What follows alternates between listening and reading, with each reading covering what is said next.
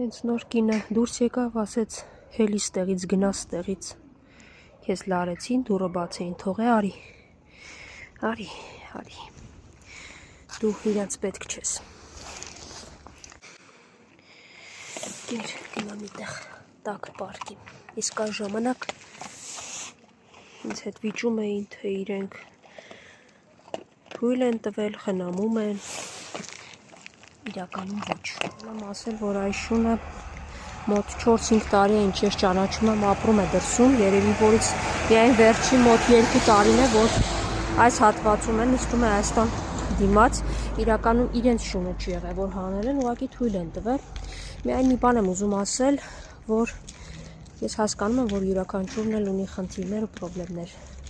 բայց ես խեղճ կենդանին մեղք չունի։ Ինչա։ Դու էլ ես խոտ առել լավ մի դողաց։ Ոնց կերար դե լավ հաճ։ Պես դողացնելով եկավ հետևիցս, որ առես էլ մի կեր ձեռքերս